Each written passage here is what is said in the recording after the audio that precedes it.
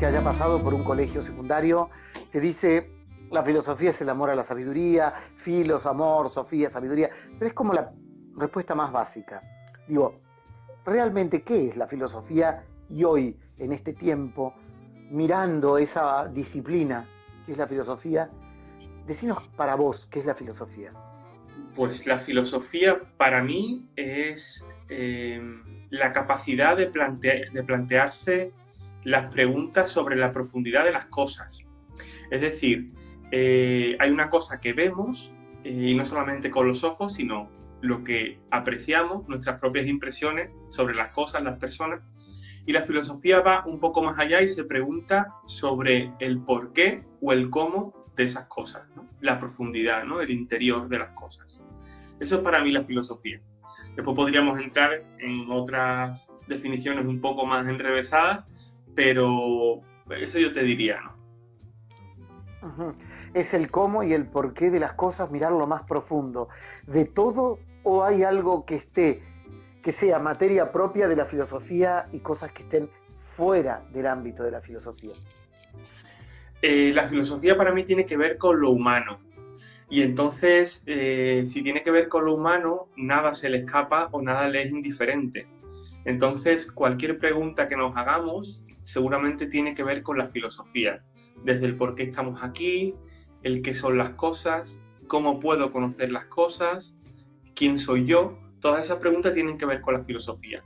Y la filosofía la he dividido en diferentes ámbitos. La ética, la pregunta por el bien y por el mal, la epistemología, el tema de cómo conocer las cosas, la metafísica, qué son las cosas, en fin.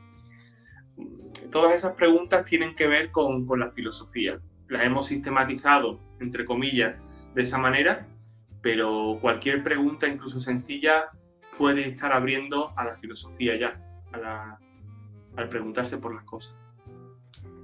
¿Qué es el hombre? Pues el hombre, ¿qué es el hombre o quién es el hombre, no? ¿Qué es el eh, hombre o quién es el hombre? ¿Cómo sería la pregunta? ¿Qué es el hombre? ¿Qué es el sí, hombre?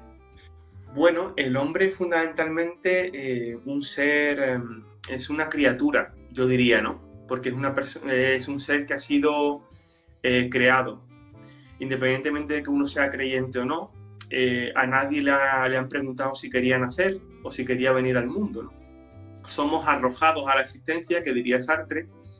Entonces somos fundamentalmente criaturas, o somos receptáculo de un don que no hemos elegido nosotros y sin embargo que hemos recibido, ¿no? Que es el don de la vida, el don de vivir.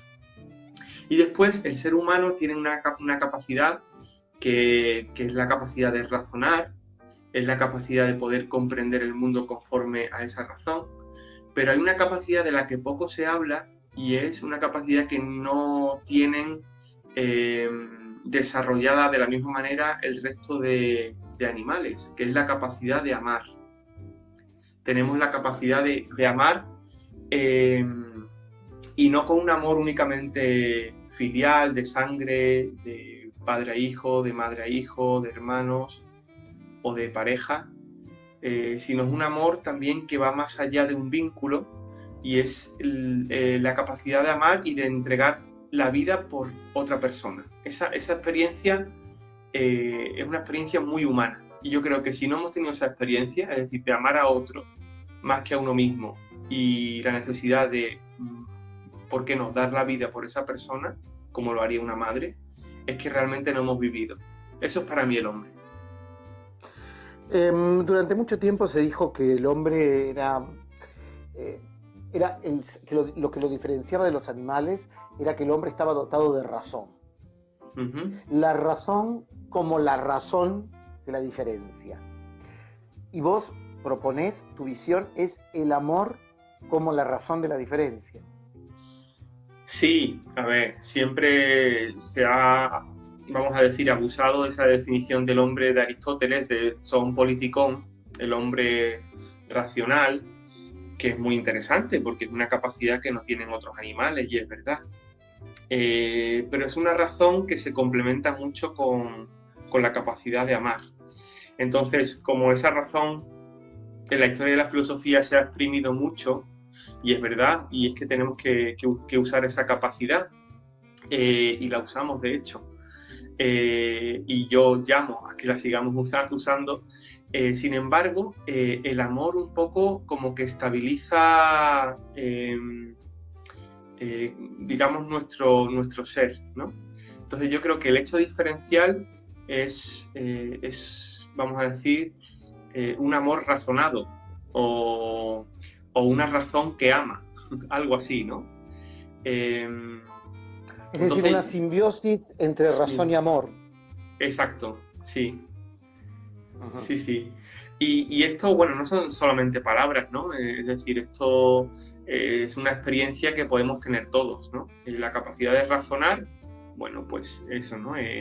No solamente lógicamente, ¿no? Es decir, 2 más 2 son 4, o por qué 2 más 2 son 4, sino, bueno, es el razonar de contestar a las grandes preguntas, ¿no? El por qué estoy aquí, cuál es el sentido de mi vida, quién soy yo, la pregunta sobre la identidad. Bueno, Ujú. el argumentar, todo ese tipo de cosas tienen que ver con la razón. ¿Y quién es el hombre? ¿Volvemos a lo mismo o...? No, el quién, no el qué. El quién. Hablabas recién vos de la identidad, ¿no? Sí. ¿Quién es? ¿Cuál es la identidad del hombre? Es decir, ¿hay una identidad estrictamente individual siempre o existe una identidad colectiva como especie humana, como género humano, como raza humana? ¿Tenemos algo que nos diga quiénes somos más allá de la individualidad? Esa es una pregunta magnífica y es una pregunta que no se termina de contestar. Eh, el tema de la identidad individual, personalmente yo creo que sí existe. De hecho, es muy importante. La historia occidental ha estudiado mucho sobre eso, sobre todo desde los orígenes del cristianismo, donde la persona pues es un templo del espíritu de Dios y por tanto tiene una particularidad concreta. Yo con esa definición estoy muy de acuerdo y me identifico mucho. Yo creo que cada persona tiene una particularidad que nadie puede sustituir y que esa particularidad no se va a volver a repetir en toda la historia. Eso yo estoy totalmente de acuerdo. Pero a la vez yo creo que nuestras identidades, esa suma de particularidades forma parte de un fondo común, de una identidad común, como humanidad, como especie, y no solamente a nivel biológico, sino a nivel existencial. Es decir, todos cuando desarrollamos la empatía, por ejemplo, ¿no? Cuando vemos a una persona que está sufriendo y nos conmueve ese sufrimiento, es porque participamos de un fondo común, de algo que nos une con esa persona y que nos hace ponernos en el lugar de esa persona. No solamente decir, podría ser mi madre, podría ser mi hermana, esa persona, sino el padecer con, ¿no? El sufrir con, que es lo que significa pasión, ¿no? Padecer con. Esto es transversal a todas las religiones, a todas las creencias, pero voy a algo que me parece fundamental. Ese padecer con, ¿es el rasgo sustancial común o existe, según vos, identitariamente otro rasgo que junto con este coadyuven a conformar la identidad común de la humanidad? Bueno, yo creo que el rasgo fundamental es el identificarse con otra persona que puede estar viviendo la misma situación que yo y que ha compartido en su propia carne algo parecido a lo mío. Es decir, esa persona llora, esa persona ha experimentado el dolor físico, ha experimentado a lo mejor una traición, ha experimentado un desengaño amoroso, ha experimentado la muerte de un ser querido. Entonces, todo ese tipo de cosas tienen que ver con la pasión, con padecer con. Podemos establecer a lo mejor alguna cuestión más, pero yo creo que tiene que ver con el tema de la pasión. Entonces, al final, ¿De hay la una... pasión o de la compasión? De la pasión, de ser capaces de ser seres pasionales, de padecer, de ser sujetos activos o pasivos de la pasión, o de compadecer junto al otro? Mm. Lo primero es el primer paso y lo segundo es el segundo, valga la redundancia. Es decir, la pasión es como aquello que nos mueve, ¿no? Lo que nos mueve interiormente, la motivación, vamos a decir, y el compadecer es, la compasión es padecer con, es el segundo paso, ¿no? Y ambas cosas hemos experimentado en la vida. Ambas cosas, pasión y luego la compasión. Es decir, en tanto yo primero padecí, soy capaz de compadecer, quien no ha padecido no puede compadecerse. Esto es un tema muy interesante, porque claro, esto ya lo vieron los empiristas, ¿no? Es decir, ¿primero viene la experiencia o primero viene la idea? Y en este caso estamos diciendo que si para tener un tipo de experiencia tengo que haber pasado por ella para poder entenderla. Si no, no la entiendo. Yo te diría, bajo mi experiencia, que no tiene por qué. No tiene por qué. Una madre, por ejemplo, que es capaz de renunciar a sí misma para entregar su tiempo y su vida a su hijo, no tiene por qué haber pasado por esa experiencia anteriormente. O no tienen que haberle... Entonces, esa persona le sale instintivamente eso, esa capacidad de amar, ¿no? Entonces, es posible que sí hayamos recibido algo, es decir, porque lo que no se da es que no se ha recibido, o sea, lo que se da es porque uno lo ha recibido antes, si no, no se da, no se da lo que uno no tiene. Entonces, una persona, si da amor es porque ha recibido amor. Lo que pasa es que no tiene por qué tener la misma experiencia previamente que la que está teniendo ahora, no sé si me explico. Es decir, una persona que ama de una manera no tiene por qué haber sido amado de esa manera para amar como está amando. La filosofía nace del asombro, se dice, ¿no? Ahora, cuando nos enseñaban en el colegio y demás, filosofía y las primeras lecciones, se habla del asombro y de la pregunta, ¿no? De la pregunta ante el asombro. Amanece, la maravilla del amanecer, ¿por qué amanece? Las grandes preguntas del por qué. Sí. La filosofía es un volvernos a sentir en la pequeñez de los porqués. ¿En la pequeñez de volver a ser niños es la filosofía? ¿O al contrario, necesita aprender todo lo que a lo largo de la historia y de los siglos se ha buceado en ella para poder dar un nuevo paso? O tal vez, insisto, el nuevo paso sea desde la nada y desde la humildad del asombro infantil. Yo creo que la inocencia de un niño nunca se tiene que perder. De hecho, los grandes pensadores, los que yo considero que han sido grandes pensadores, nunca se han sentido sabios. Nunca se han sentido sabios. De hecho, cuando yo leo a lo mejor algún libro de algún autor y tal, y veo un poco, digamos, esa prepotencia al hablar o el creerse en posesión de la verdad, dejo de leer porque no me aporta nada eso. De hecho, me aporta más la gente que no sabe nada, ¿no? De hecho, es lo que hacía alarde Sócrates, ¿no?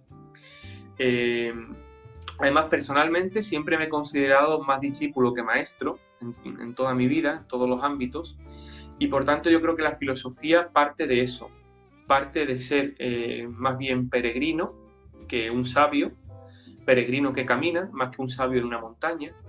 Y entonces, esa capacidad de sorprenderse por la inocencia, que no es partir de la nada para mí, Víctor, no es partir de la nada, es partir de una realidad, pero desde un punto de vista que es suspender el juicio.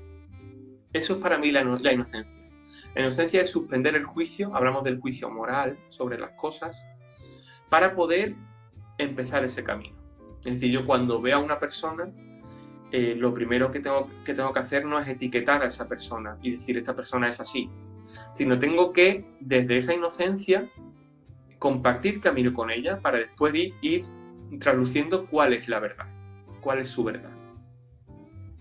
Eso es lo que yo pienso. Caminar en las sandalias del otro o es simplemente una idea? ¿Cómo es el caminar en las sandalias del otro? Porque hay muchos que dicen, ¿cómo voy a caminar en las sandalias del otro? Es imposible, cada uno tiene sus sentires, sus historias, su genética, su biología. No puedo caminar en las sandalias del otro.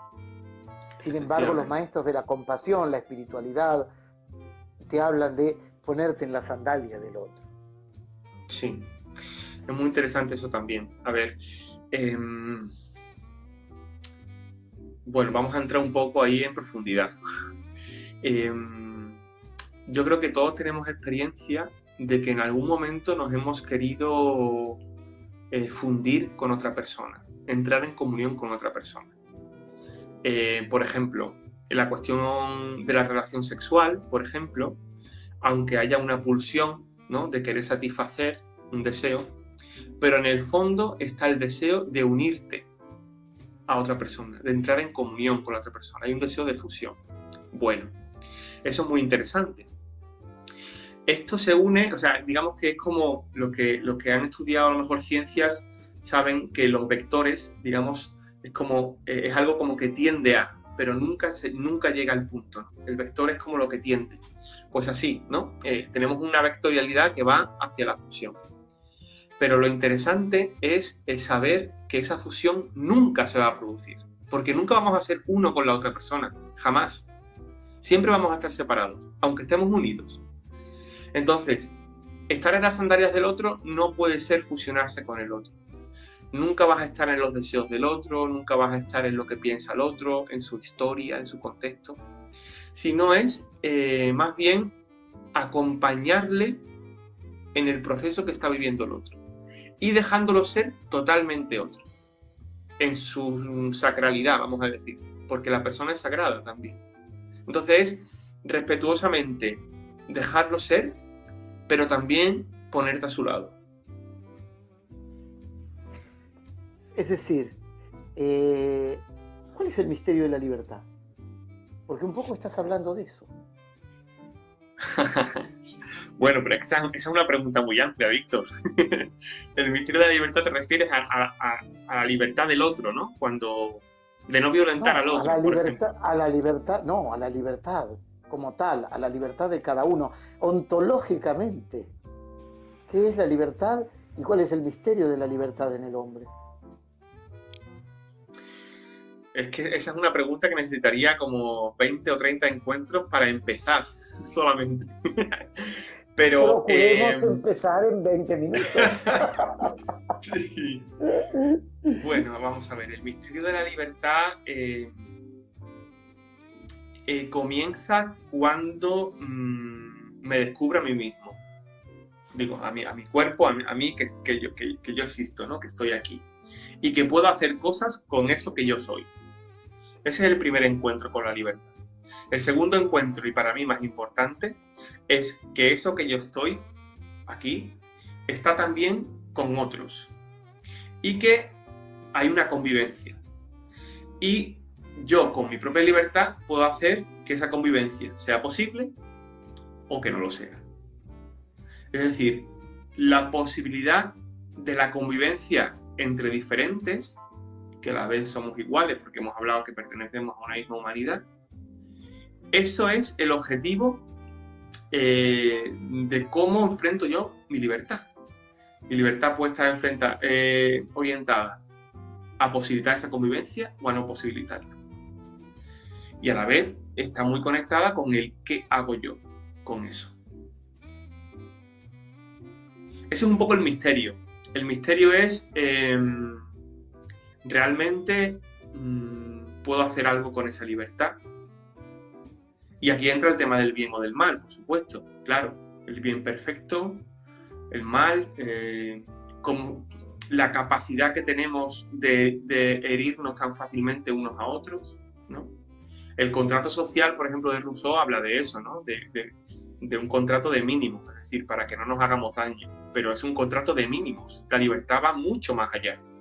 Porque no es no hacernos daño, sino hacernos todo el bien posible. Y aquí entramos ya con lo que es el hombre, la vocación del hombre, en fin, muchas cosas. Pensaba en la dignidad de la persona, ¿no?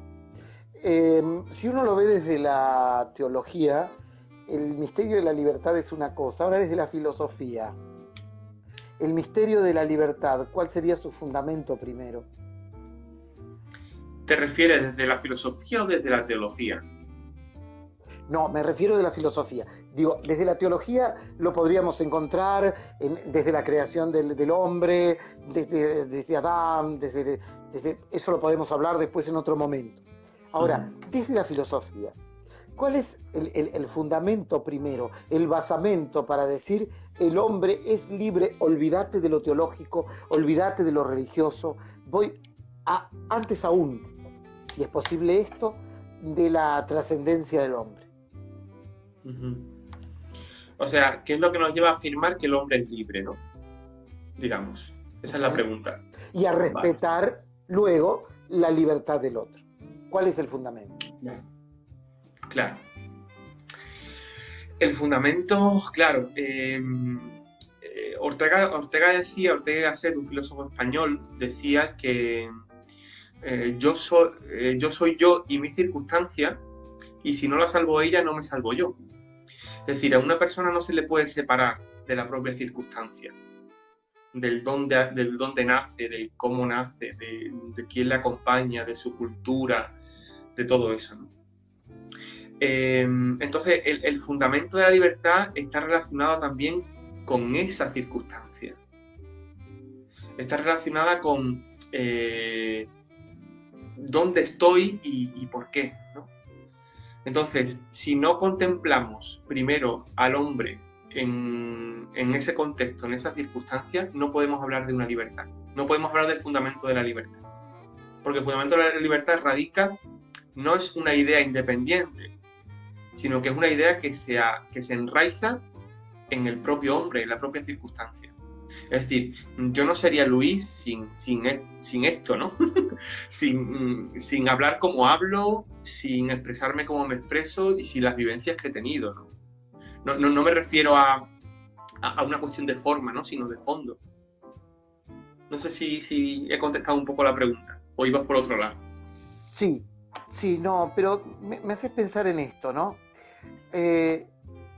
Vos, ¿cómo decidiste ir a la universidad a estudiar filosofía? ¿Por qué? Bueno, en primer lugar, porque necesitaba responder a preguntas más profundas que las que yo tenía, o que las que me habían planteado, porque yo estaba estudiando Derecho y Ciencias Políticas y me pareció que no era el momento de estudiar eso, porque no me satisfacía, digamos, ese modo de enfrentar el mundo en ese momento. Entonces, bueno, yo digo, voy a ir a responder a los porqués de mi vida y a la pregunta por el sentido, que es uno de los objetivos para mí más importantes de la filosofía. Y entonces comienzo a buscar, me planteé estudiar teología, y entonces los primeros años del estudio de teología tienen que ser filosofía, entonces por eso empiezo filosofía. Digo, voy a empezar filosofía para después estudiar pues teología. Y así comencé, por querer responder a preguntas. ¿Cuál era tu pregunta? Mi pregunta era... La pregunta, sí. ¿Por qué estoy aquí si realmente estoy llamado a algo? Perdón, ¿por qué estoy aquí si realmente? ¿Por qué estoy aquí? Y si realmente estoy llamado a algo. ¿Alguien llama? ¿Uno está llamado? ¿O es una construcción de la propia psiquis, el pensamiento, las experiencias, las circunstancias, como decía Ortega y Gasset? A ver, si uno es creyente, da igual la religión, pues esa pregunta puede tener una respuesta como de una chispa divina, ¿no? Digamos, que llama o una inspiración. O que te insista, exactamente, una inspiración, una iluminación en el budismo, en fin, en diferentes religiones pues hay eso, ¿no? Sin embargo, yo creo que la llamada o la vocación, como se ha estado diciendo, para mí tiene que ver con algo específico de una persona. Es decir, es algo que únicamente esa persona puede aportar al mundo. Es decir, es aquello específico que tú puedes dar al mundo. Y tiene que ver pues con tus propios dones, con tus habilidades. Pues no sé, una persona que tenga desarrollada mucho la empatía, pues esa persona posiblemente tenga algo concreto a lo que dedicarse para desarrollar esa empatía, y eso va a ser lo que ella específicamente va a dar al mundo. Esto puede parecer obvio, pero no lo es tanto, ¿eh? Porque muchas veces nosotros nos dejamos llevar por la inercia, ¿no? Pues se me da bien la comunicación, así que voy a ser community manager. O si se me da bien hablar, pues voy a ser abogado. O no sé, se me da bien los trabajos manuales, pues voy a ser carpintero. Bueno, eso está bien, pero no es la aproximación más profunda, sino la aproximación más profunda es qué puedo yo aportar al mundo con esto que tengo. Que a lo mejor puede ser que sea carpintero, pero el modo de ser carpintero único es el que tú vas a poder aportar. Entonces esa pregunta hay que hacérsela, porque a veces vamos por la vida, bueno, pues sí, yo hago esto porque mi padre fue esto, porque yo tal, y se me da bien. Pero no es solo eso. La vocación es mucho más. Es como detenernos en algún momento de la vida y plantearnos el sentido de la vida. Sí, alguna vez hay que hacerse esa pregunta, no de continuo, porque quizás es demasiado, pero sí hay que hacérsela de vez en cuando. Si mi vida tiene sentido, ¿cuál es la fuente de vida? ¿Cuál es la fuente de mi vida? Es decir, con qué yo cuando me conecto, esa fuente está ahí, ¿no? Entonces, ¿qué es lo que me dinamiza por dentro? ¿Cuál es mi pasión? ¿No? Porque no es lo mismo decir que me gusta una cosa o que quiero hacer una cosa, y otra cosa es como ser arrastrado por esa pasión que me mueve. No es lo mismo. No es lo mismo decir, mira, voy a hacer un voluntariado porque quiero ayudar a los demás, cosa buena, ¿eh? Es decir, eso hay que hacerlo porque es una cosa buena, a decir, siento realmente una pasión que me arrastra a hacer eso. No es solamente decir, voy a hacer esto porque quiero probar o quiero ayudar y tal, sino es sentirse arrastrado. No es lo mismo que te guste a sentirte arrastrado. Y eso lo hemos experimentado también todos, ¿no? Ahí me llevas a una pregunta necesariamente conmovedora y fundante. Uh-huh. Algunas filosofías, por ejemplo el budismo como filosofía, hablan de el dejar fluir, ¿no? Ignacio de Loyola habla de la santa indiferencia, ¿no? Los orientales más el dejar fluir, la santa indiferencia. Ahora, ¿qué te construye más como persona? ¿Qué te hace más feliz a lo largo de tu vida? ¿La santa indiferencia, el dejar fluir, el dejar pasar? ¿O el ser el apasionado que vive las lágrimas hasta última instancia, la pasión hasta su profundidad más extrema? La vida con sus cumbres y sus abismos, pero de una manera rotunda. Según vos, ¿cuál de esas cosas te hace más persona, más pleno? Bueno, la vida está hecha más que de blancos y negros, de grises. Entonces, yo creo que ambas cosas, porque cada cosa tiene su momento. Hay momentos en los que hay que dejar fluir o dejar ser, y otros momentos donde hay que estar apasionado o compadecido por diferentes situaciones, ¿no? Entonces, hay que saber discernir el momento adecuado para poder ser una cosa o ser otra, o hacer una cosa o hacer otra. Y se puede ser igualmente apasionado dejando ser o soltando, que llorando con una persona en su cama porque está sufriendo. Igualmente apasionado, porque en ambas cosas puedes estar haciendo un bien tremendo. En el momento en que por ejemplo, se rompe una pareja, o a ti te deja tu pareja, por ejemplo, y tú no querías dejar a tu pareja, pero la amas tanto a esa persona que eres capaz de soltar y dejarla ser, ahí estás siendo un apasionado. Porque estás renunciando a ti mismo, que es lo más difícil para mí, una de las experiencias más difíciles humanamente hablando, el renunciar a uno mismo, para que la otra persona sea y dejar fluir esa realidad. Y ahí está siendo un apasionado de libro, para mí. Entonces, cada cosa tiene su momento. ¿Cuáles son los problemas del mundo de hoy? Bueno, los problemas del mundo de hoy, yo creo que uno de los problemas es la superficialidad, que caminamos siempre en la superficie de las cosas y no entramos en la profundidad. Yo creo que eso es uno de los grandes problemas. Y de ahí derivan otros tantos. La dispersión. Por ejemplo. Pues el tema de la dispersión, que estamos metidos muchas veces en cosas que poco tienen que ver con la felicidad humana. Poco tienen que ver. Estamos más pensando en temas materiales, en cómo tiene que ser mi vida perfecta, con la pareja perfecta, el chalet perfecto, los perros y los niños. Y ese es mi prototipo de vida. Sin embargo, no entramos en la profundidad de nuestra propia vocación, ¿no? Hablamos mucho del tener y poco del ser. Hablamos mucho de nosotros mismos y poco de ayudar a los demás, ¿no? Ese es un poco el tema de la superficialidad, y de ahí vienen otras muchas cosas, ¿no? Por ejemplo, ahora últimamente está el tema de las fake news, ¿no? Prestamos más atención a lo que creemos que son las cosas que a los propios hechos. No comprobamos las cosas. En Facebook inmediatamente le damos a compartir a una noticia de un amigo sin antes comprobar que esa noticia sea verdadera. Esto es muy grave. Esto es muy grave. Y esto estamos hablando de miles y miles de personas y miles de clics, que al final yo creo que nos hieren y nos perjudican como humanidad.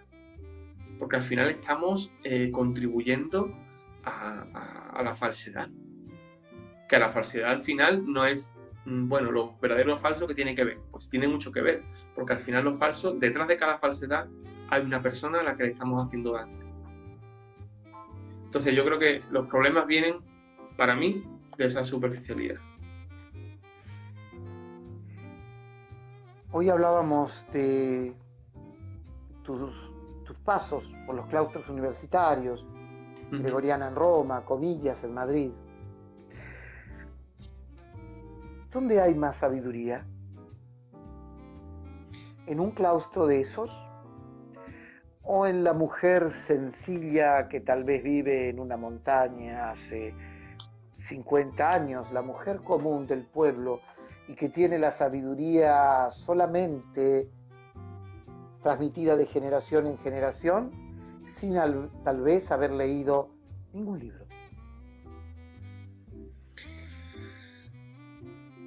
La pregunta de la sabiduría es complicada, pero es cierto que yo creo que la sabiduría no se aprende en ningún libro.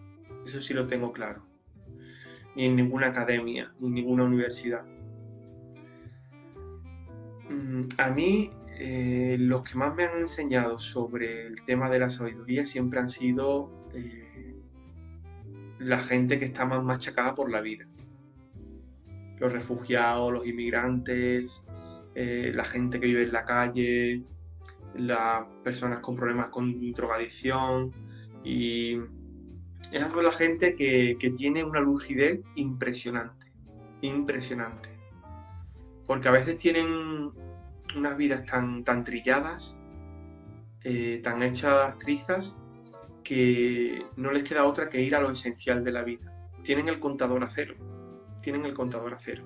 y como lo tienen a cero, pues no tienen nada ni que perder y casi que ni que ganar, porque no están completamente desnudos, ¿no? Entonces van a lo esencial de la vida, a diferencia de nosotros, que cargamos nuestra vida con cosas, con pensamientos, con ideas.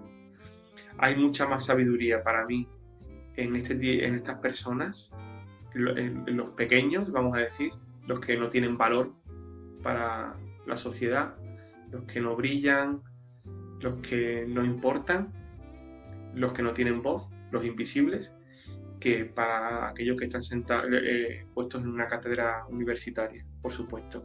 Que también puede haber sabiduría, porque hay gente muy valiosa. Pero yo te digo los que a mí me han enseñado más.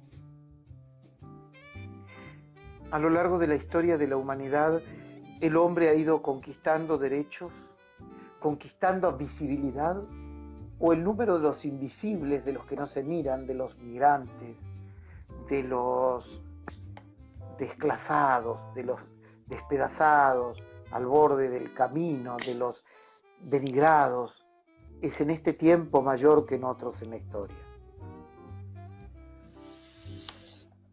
Bueno, yo creo que no hay que perder la perspectiva, ¿no?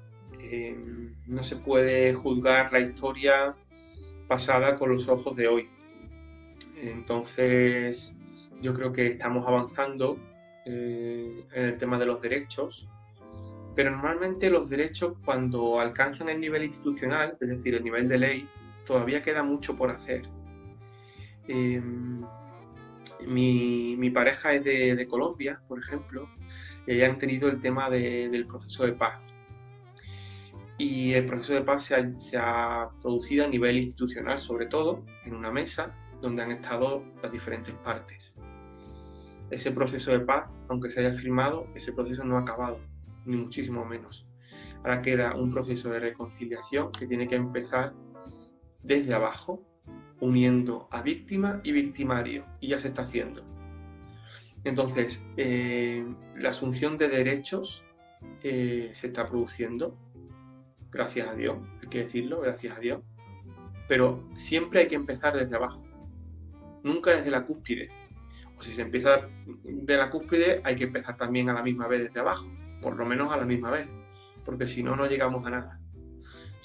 Eso puede ser, bueno, brindis al sol, puede estar bien, pero de hecho ha habido leyes institucionales que han llegado antes que la aceptación social. Por ejemplo, la ley de la esclavitud en Estados Unidos contra la esclavitud, pues está clarísimo que llegó antes a la institución que a la sociedad, porque eso llevó a una guerra civil prácticamente. Y con eso muchas cosas. ¿Cuál es el sentido de la vida? El sentido de la vida es que toda persona tiene derecho a ser amado y a amar. Y esta es la única y verdadera vocación que compartimos todos los seres humanos. Ser amados y amar.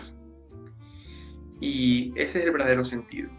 Si no planteamos nuestra vida desde ahí, estaremos como dando vueltas o yendo de necesidad en necesidad y no estaremos nunca satisfechos. El sentido de la vida empieza por eso. ¿Y para qué fuimos creados entonces? ¿Para amar necesariamente? Yo creo que sí. ¿Estamos condenados a amar? ¿Cómo? ¿Perdona? ¿Estamos condenados a amar?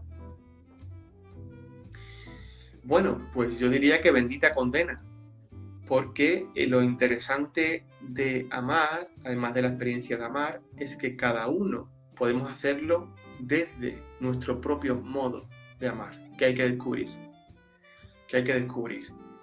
Y lo hacemos en nuestra vida, nuestro contexto, nuestras circunstancias, con lo que somos, con lo que tenemos, con todo.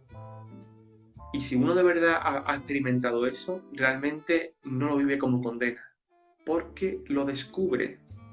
Y cuando uno descubre algo que le sobrepasa, ve que no es solo suyo, sino que va más allá de sí mismo. Y eso es maravilloso.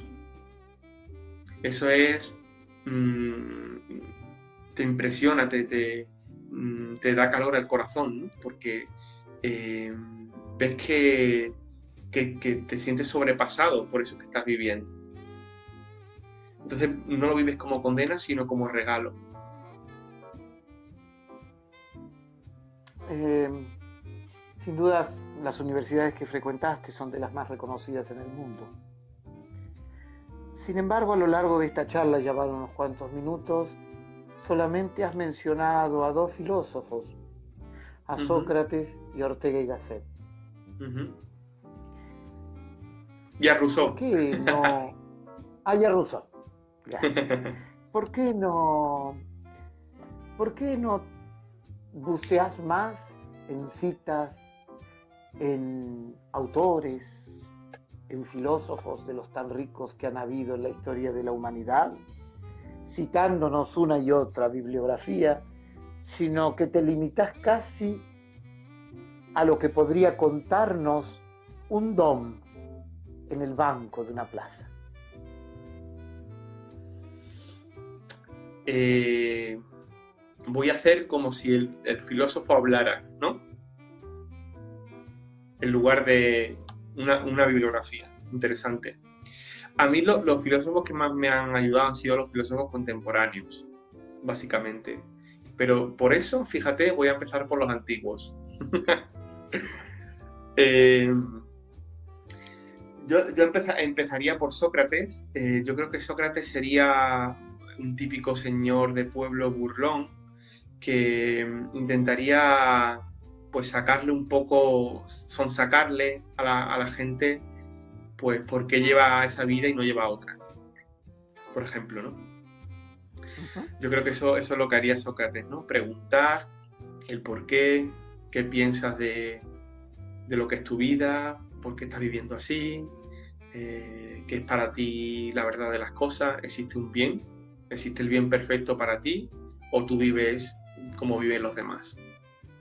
Eso yo creo que es lo que haría Sócrates. Por ejemplo, del paso ese de la pregunta por el sentido, la ignorancia, ¿no? Que decía Sócrates, ¿no? Que es la verdadera sabiduría. Eh, Paso a San Agustín, por ejemplo, Agustín de Hipona, que habla del maestro interior, habla de que la verdad se encuentra dentro de uno mismo y que hay que dar la luz, hay que dejarse iluminar y hay que dar a luz esa propia verdad. Eso a mí, Perdón, yo con...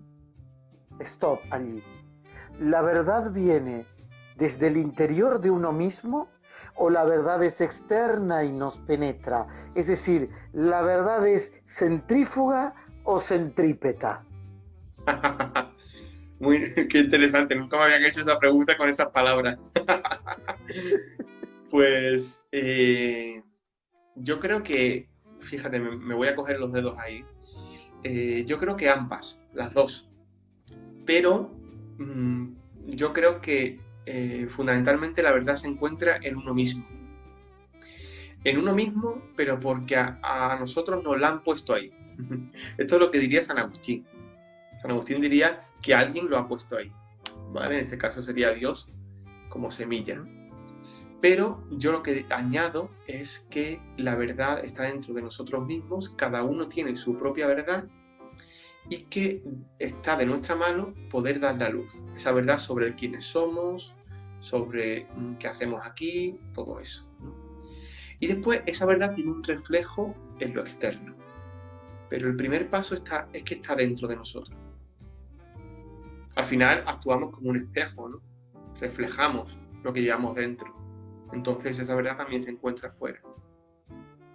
Y decías de los filósofos contemporáneos que a vos te enseñaron mucho. Sí, bueno, están los filósofos españoles, ¿no? Está Ortega y Gasset, también Unamuno, con la crisis tan fuerte que vive él continuamente, una crisis existencial casi kierkegaardiana, ¿no? Como Kierkegaard, aunque con esa necesidad de creer tan fuerte. Eh, Un hombre desgarrado, ¿no? sí, sí, sí, también que tiene sus experiencias fuertes de vida con la enfermedad de su hijo, sobre todo, y es un hombre también trillado y en mil batallas, diría. Entonces también ahí se puede beber mucho de Unamuno. Ortega, por supuesto. Yo he trabajado mucho a un autor francés que es muy desconocido, contemporáneo, pero es que es muy interesante, es un exponente de la filosofía de la voluntad, que se llama Paul Ricoeur, que es claro, un, Paul Ricoeur. sí, es un creyente, no es católico, es un creyente reformado, y es muy interesante su filosofía. Es muy interesante. Él dice que actualmente la civilización ha perdido narraciones, ha perdido las grandes narraciones con las que se puede identificar. Él tiene una obra completa sobre el tema de la narración, tiempo y narración, muy interesante, donde dice que en las narraciones las personas nos podemos reconocer en ellas y ayudan a hacer ese proceso que yo decía antes de alumbramiento de la verdad. Eso dice Riquet, ¿no? Y que la civilización ahora mismo no tiene referentes de narración. Pues mira, los griegos tenían pues su narración de mitos. El pueblo de Israel tenía pues el Antiguo Testamento. Las sociedades han tenido diferentes narraciones, ¿no? Pues en España el Quijote pues ha sido no solamente un top de ventas, sino que ha significado pues un tipo de sociedad, un modo de ver la realidad, tal. Ahora eso ya se ha perdido, porque estamos en un mundo tan globalizado que cualquier narración pues puede servir, ¿no? Una persona que escribe un libro, pues ya ese puede ser, ¿no?